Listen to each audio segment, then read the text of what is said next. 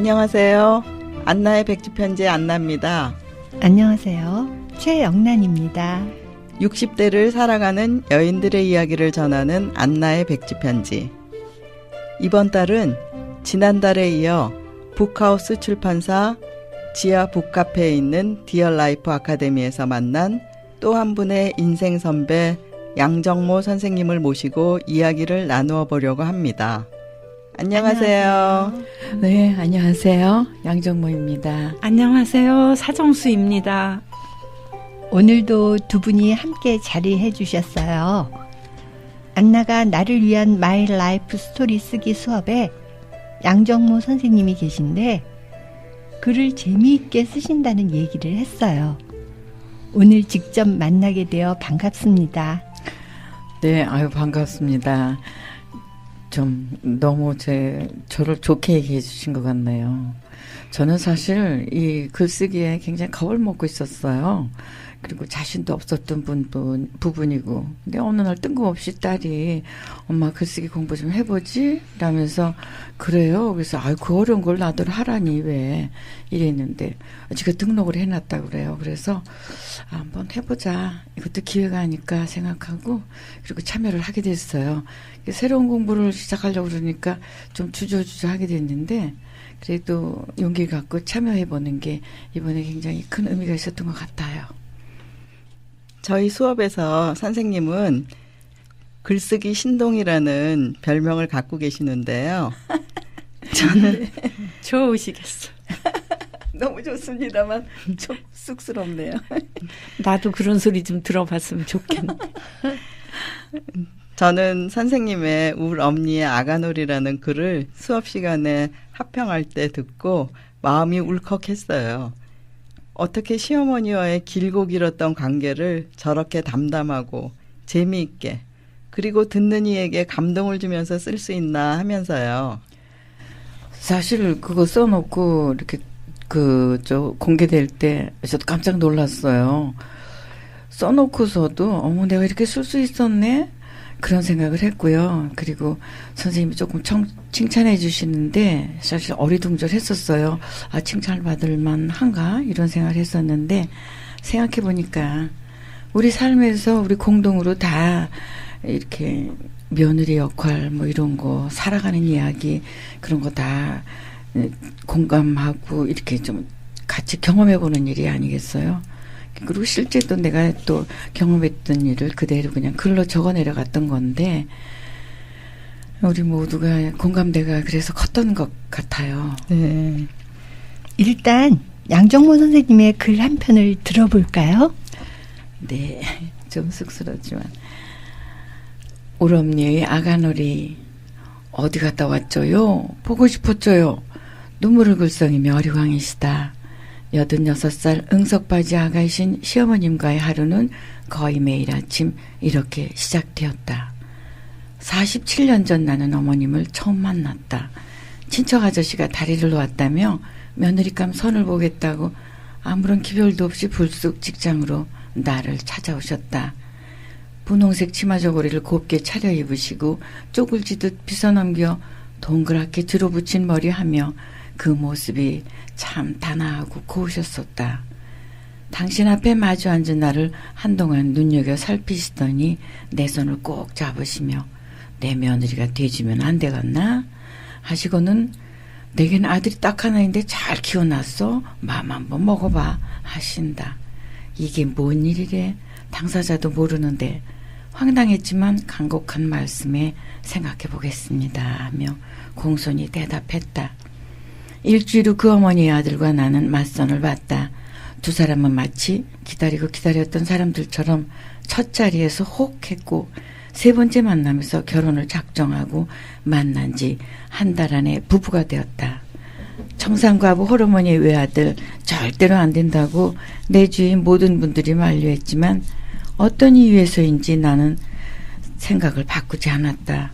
그렇게 급하게 결혼을 하고 보니 신랑과도 사귀어야 했고 시어머님과의 관계도 새로 시작해야 했다. 신랑과는 연애 감정에 얹혀 그런 대로 잘 해나갈 수 있었는데 시어머님과 친해지는 일은 도무지 쉽지가 않았다. 그때 48이셨던 어머님은 고운 옷맵시로 한복만 입으셨고 깔끔한 분위기가 얼마나 차갑고 냉랭하신지 가까이 다가가기가 정말 어려웠었다. 게다가 그리도 다정하게 반겨주시던 모습은 어디로 사라지고 엄격하게만 대하시니 멀리서 뵙기에도 겁이 났다. 어느 해인가 어머님 생신에 오셨던 시이모님께서 많이 힘들지? 하시며 배운길에 살짝 들려주셨다. 어머님께서는 편부스라이셨고 어렵던 그 시절 입 하나 덜 자고 서울로 18살에 시집을 오셨단다. 이듬해 19살에 아들을 낳으셨고 그 아들이 5살 되던 6.25 전쟁이 터져서 몹시 불안했던 그 당시 경성전기에 다니시던 아버님께서는 회사에 잠깐 다녀오마 하고 나가신 게 마지막이 되셨다고 했다. 그때 어머니께서는 23살이셨고 그 후 30년을 집을 지키며 오매불망 가장을 기다리며 아들 하나 바라보고 평생을 수절청산으로 사셨다고 했다. 시이모님께서 다녀가신 그 이후로는 얼음공주 어머님의 냉기를 조금은 감당할 수 있게 되었다. 그 어머님을 모시고 내가 40년을 살아냈다. 어머님 앞에서 치마를 갈아입을 만큼 편해지는데 10년, 손잡고 시장 보러 가기까지 17년, 모시고 목욕탕 가는데 25년, 속옷을 빨아들이게 되기까지가 26년이 걸렸다. 30년이 지나 2005년이 시작될 무렵부터 어머님께서는 그리도 굳건히 지켜내시던 자신을 조금씩 아주 조금씩 내려놓기 시작하신 듯했다. 점점 더 내게 기대시며 의지하셨고 잠시라도 내가 옆에 없으면 불안해하셨다. 그런 어머님께 나는 더욱 심하게 매이면서도 측은 마음이 들어 더 잘해드리려고 애썼다. 처음엔 어머니께서 치매가 시작이신 줄 알아채지 못했다. 깜빡깜빡이 심해지시고 금방 하신 일을 모른다 하시고 지나간 일을 거듭거듭 반복하셨어도 연세가 많아지시면 자연스레 그리 되시는 거라고 생각했었다. 그랬으니 이웃들이 치매이신 것 같다고 말하면 받아들이기는커녕 눈을 흘기며 화를 내곤 했었다. 아주 조금씩 알아보지 못할 만큼 진행되던 어머님의 증세는 여든이 넘으시니 점점 더 심해지셨다. 온 집안 가구에 서랍이며 싱크대 냉장고까지 뒤지며 뭔가를 계속 찾으시고 온종일을 혼잣말로 중얼거리셨다. 어쩌다 누군가 집에 다녀가기라도 하는 날이면 당신이 통장과 주민증, 귀중품이 없어졌다고 의심을 하며 찾아오라고 성화를 부리셨다. 실제로 찾아보면 늘 두시던 그 자리에 그대로 있었건만 거기다 감춰두고 갔구나 하시며 의심을 거두지 않으셨다. 점점 아가가 되어가는 어머니의 치매는 이렇게 시작되었고 그렇게 시작된 엄니의 아가놀이는 세월 따라 점점 더 중증이 되어갔다. 급기야 식구들을 못 알아보실 때는 그럴 때는 정말이지 억장이 무너졌다. 애지중지 귀여워하시던 증손녀를 보시고는 왜 내 애기냐 하시면 낯설어 하시니 그 안타까움은 말로 다 할 수 없는 일이었다. 하루 3번 약을 드셔야 할 때는 거의 전쟁을 치르듯 해야 했다. 자잘한 저지레가 온종일 이어지고 하루에도 몇 번씩 진자리를 갈아드려야 할 땐 엄니를 끌어안고 통곡하며 좌절했었다. 그래도 아주 가끔은 시원하게 목욕을 하신 후 간식을 맛있게 드신 후에 맑은 눈빛으로 고맙다 하시며 얼굴을 쓰다듬어 주실 땐 밝은 빛이 보이기도 했었다. 이따금 업어달라 하실 때도 있어서 등에 업고 둥개둥개 해드리면 아기처럼 깔깔대고 좋아하시며 자꾸만 업어달라 때를 쓰기도 하셨다. 이렇게 내 품에 폭 안길 만큼 작아지셨지만 젊은 날엔 그 존재감만으로도 주눅들게 하셨던 까칠공주 우리 엄니 86 되신 그의 섣달에 해맑게 웃으시며 다시 묻을 먼 길을 떠나셨다. 올해로 우리 엄니가 하신 7년째 더 안아드릴 걸, 더 많이 업어드릴 걸. 해가 갈수록 아쉬움은 더 커지고 엄니와 겪어냈던 힘들었던 날들, 어려웠던 일들은 진한 그리움으로 내 가슴에 쌓여간다. 이제 머지않아 엄니 계신 그곳에 나도 갈 텐데 그곳에서 다시 봐도 너 내 며느리 해라 하실 텐가. 오늘도 많이 그립습니다. 보고 싶습니다. 엄니. 오늘 밤 꿈나라에서 뵙겠습니다. 꼭 한번 다녀가십시오. 아, 눈물 나네. 아, 이제 생각해도 그러네요. 어머니와 사랑의 완성을 이루신 이야기를 이렇게 담담하게 글로 표현해 주시니 참 잘 들었습니다. 홀어머니와 외아들과의 관계 속에서 남다른 시집살이 이야기가 궁금해지네요.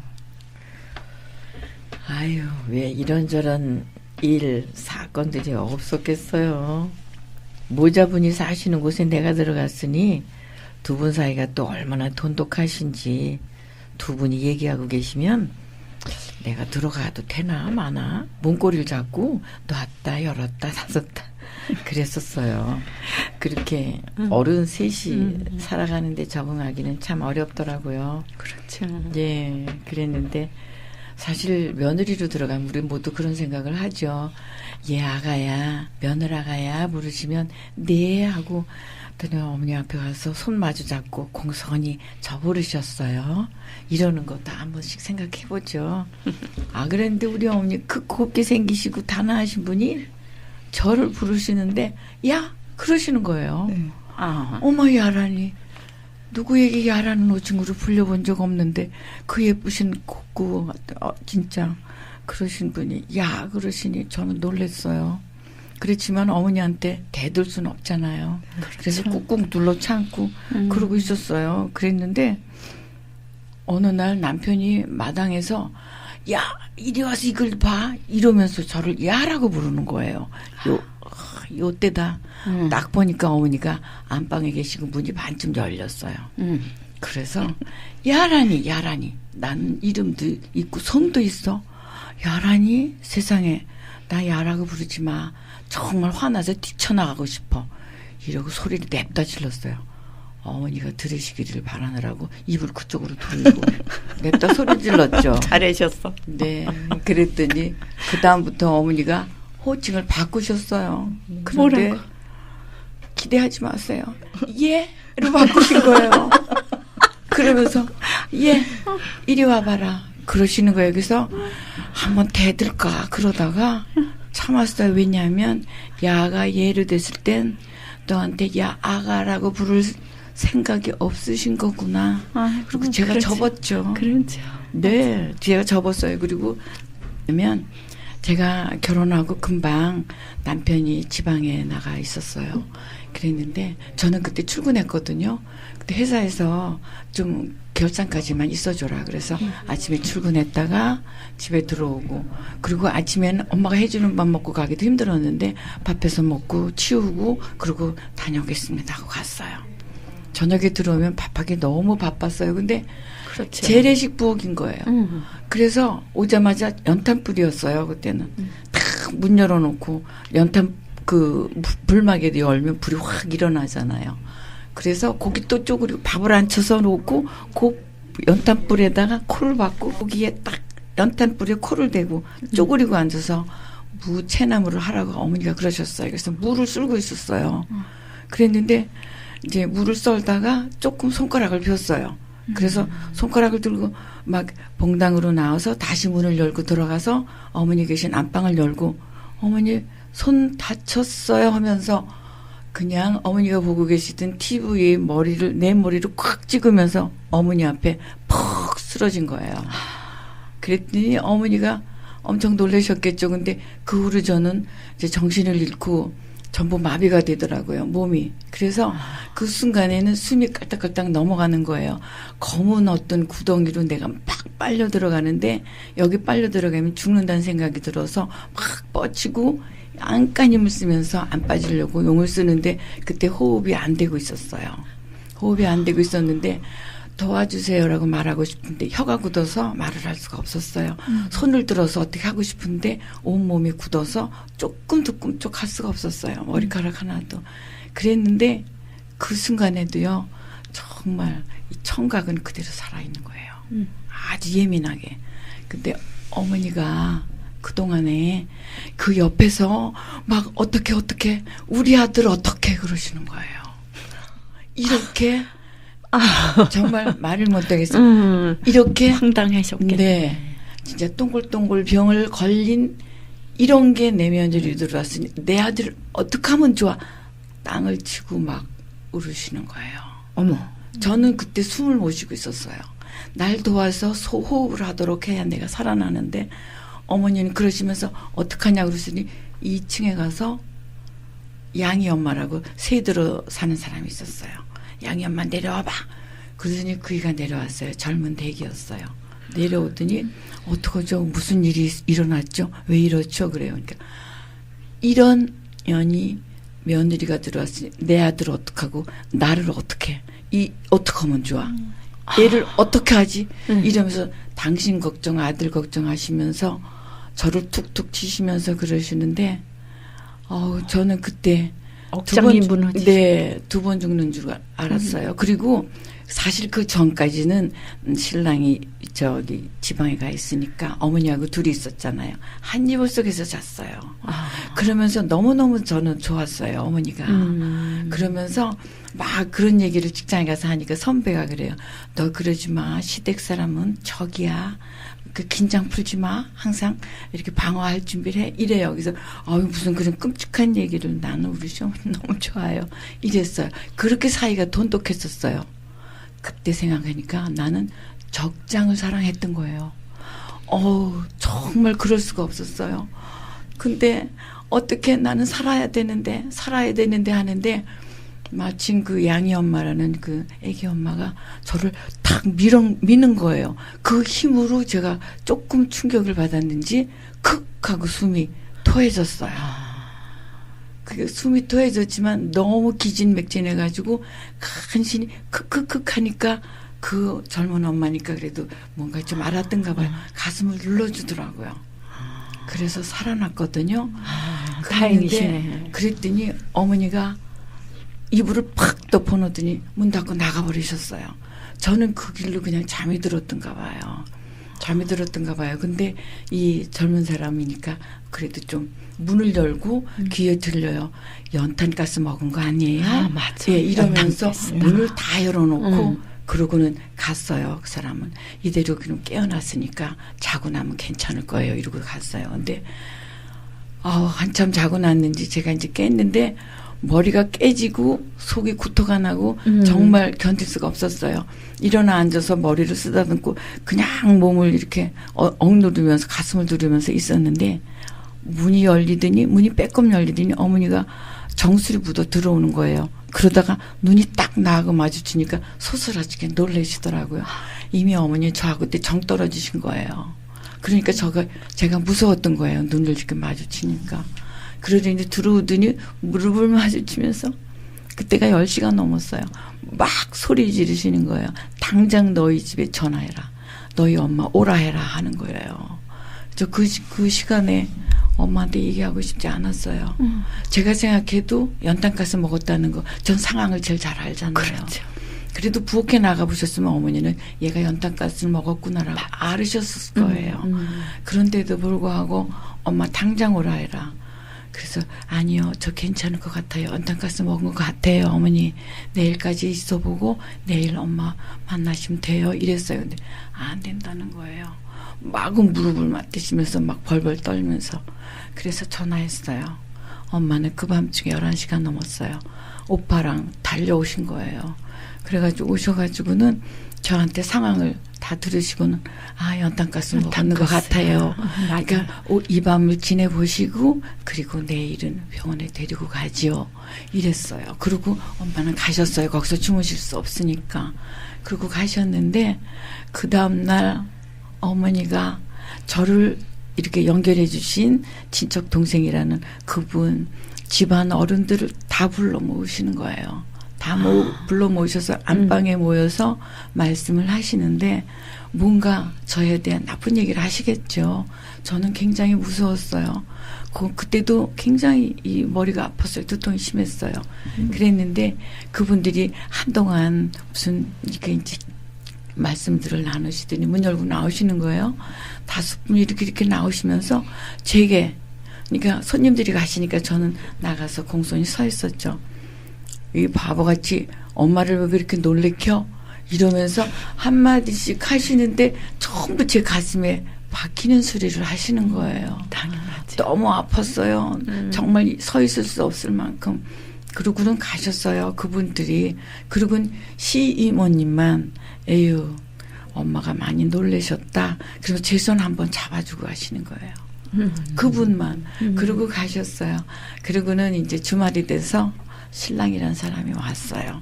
어머니가 그 얘기를 다 하셨죠. 저는 얘기 한마디도 안 했어요. 어머니가 아들에게 당신이 입장에서 얘기를 하셨겠죠. 그랬는데 신랑이라는 사람이 저한테 아이고 바보같이 우리 엄마 많이 놀랬다. 왜 이렇게 놀래켰어? 이러는 거예요. 그때 저는 벼랑에서 떨어지는 것 같았어요. 그렇죠. 예, 그랬는데 저녁이 되고 저녁 먹고 나서 밤에 우리 방으로 건너와서 남편은 따뜻하게 안아주면서 그랬어요. 많이 놀랬지. 그래 미안해 하면서 정말 따뜻하게 사과하면서 안아주고. 미안하다는 말 한마디에 네. 그냥 다 거기에 녹으셨네. 그거 없었으면 신랑이 이렇게 따뜻하게 위로하지 않았으면 전 아마 집으로 집으로 갔을 거예요. 그래서 그 밤을 편안하게 자고 어머니와는 계속 지금껏 대단하시네. 같이 살았죠. 아유, 이 글을 쓰면서 제가 그 에피소드 썼어요. 네. 썼는데 선생님이 그때 그러시더라고요. 어머님과의 다른 어떤 사건 있는 거에 쓰라고. 그래서 그걸 썼는데 쓰면서 다시 읽고 첨삭하면서 어머니 입장에서 그 사건을 생각하게 됐어요. 물론 전혀 안 해봤던 건 아니에요. 그렇지만 그렇게 완전히 어머님 시각으로 어머님 관점으로 다시 생각해보고 그러니까 어머니는 그 평생을 수절하면서 한 하나밖에 없는 아들을 이런 며느리라 들어왔다. 얼마나 기가 막히셨겠어요. 얼마나 절박하셨겠어요. 정말 진심으로 어머니 입장에서 이해를 하게 되고 그리고 어머니한테 너무 죄송했어요.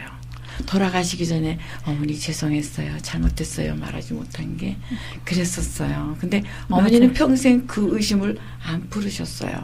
얘가 병이 있지 하는 생각을 안 풀으셨어요. 정말 기가 막혔지만 네 진짜. 이제는 어머니를 정말 따뜻하게 이렇게 용서할 수 있었어요. 그렇게 됐어요. 치유가 되셨겠네. 네네네. 마음이 치유가 됐죠. 그래도 어머님과의 관계가 이렇게 그리움으로 남게 되어서 참 다행인 것 같습니다. 네, 정말 그래요. 선생님 글쓰기에 독특한 비결이 있으신가요? 비결이 어디 있나요? 저는 비결은커녕 정말 누가 글 쓰랄까 봐 겁먹고 있었어요. 근데 비결이라는 건 진짜 없고 왜 그렇게 글쓰기를 어렵게 생각했는지 모르겠어요. 다만 이 글쓰기 공부를 할 때 그냥 아이들이 그때 외국에 둘이 다 나가 있을 때 손글씨라도 좀 정스럽게 써서 보내고 싶다는 생각을 했었어요. 그렇게 하지 못했거든요. 손글씨라는 건 요즘은 그냥 다 톡으로 하고 문자로 하고 폰으로 다 바로 전화 걸고 그렇게 하지만 뭔가 좀 정표시 이게 속마음 표시는 손글씨가 그렇죠. 네 그게 최고인 것 같아요. 근데 그저 소박하게 그것만 그렇게 되기만을 그냥 생각했었어요. 기대했었고요. 저는 양정모 선생님의 아닐게다라는 글을 듣고 요즘 아이들은 상상도 못할 이야기라고 생각했어요. 이런 이야기들을 다음 세대 아이들에게 재미있게 들려주면 이 또한 우리나라의 옛 삶의 기록이 되리라고 생각했거든요. 네, 그래요. 저도 자랄 때 할머니의 옛날 얘기를 듣고 자랐거든요. 그런데 사실 우리 연령대가 시대의 변혁을 참 많이 겪은 것 같아요. 네, 그래서 내가 하는 이야기, 내가 어릴 때 살아온 이야기, 또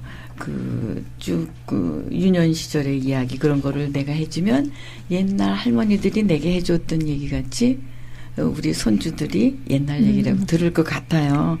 근데 실제로 전기 들어오지 않았을 때 살아왔던 이야기며 그리고 사실 전 초등학교 1, 2학년 때 천막교실 미군 부대에서 쳐준 천막교실에서 공부했어요. 그러셨구나. 네. 그때 왜냐하면 폭격으로 교사가 교실이 부서지고 그래서 사실 그 교사에는 그 총구멍이 다 있었죠. 총탄 맞은 흔적이 있고 맞아. 그랬었어요. 그래서 그 천막에서 공부하다가 이제 비가 오거나 그러면 비가 스미니까 그래서 그 비가 오면 이제 밑에 깔개를 들고 책보에다가 다 책 싸가지고 천막 밑에 가서 있거나 아니면 학교 현관 교무실 앞에 아니면 복도 이런 데에 가서 공부하고 그랬었죠. 그리고 또 하나는 옛날에 그 여자 선생님이 3학년 때 담임 선생님이셨는데 아기가 있었어요. 어린 아기가. 그러면 그 아기를 돌봐주는 사람이 아기 젖 먹일 시간에 아기를 데리고 와요.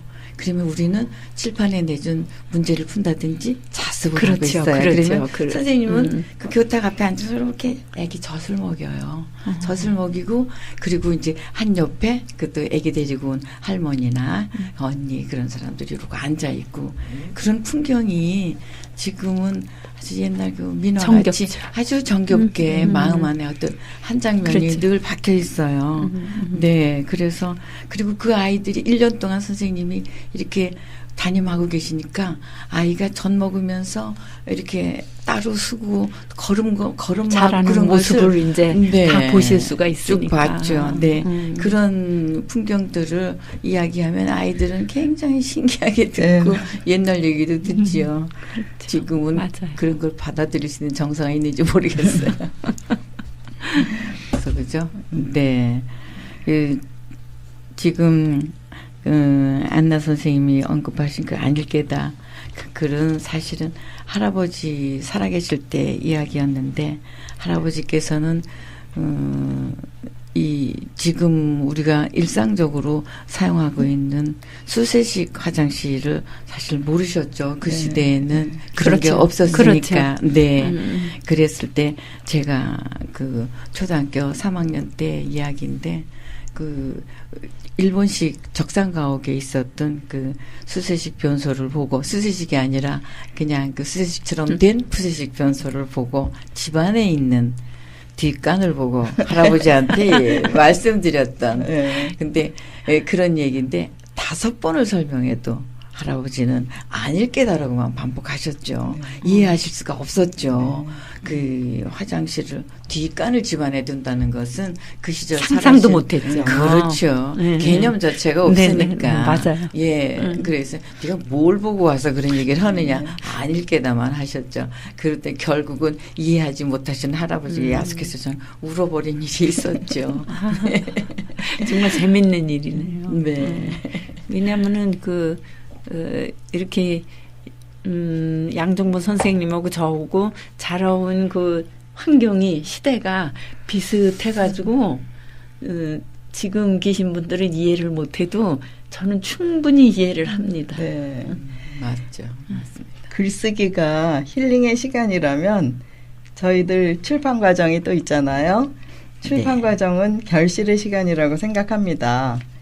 디얼라이프 아카데미에서 만난 인생의 선배이신 양정모 선생님, 재미와 감동을 주는 멋진 책을 만드시길 기대해 봅니다. 네, 감사합니다. 좋은 자리에 불러주셔서 감사합니다. 특별한 오늘이고요. 특별한 체험이고요. 팟캐스트가 뭔지 잘 몰랐는데 덕분에 현장 체험으로 잘 배우고 갑니다. 네. 고맙습니다. 네. 고맙습니다. 네. 글쓰기를 하면 내 생각을 정리할 수 있어서 좋아요. 생각이 정리되면 창의적 발상으로 발전되고요. 운동을 하면 몸에 근육이 붙듯 글을 쓰면 생각에 근육이 자라지요.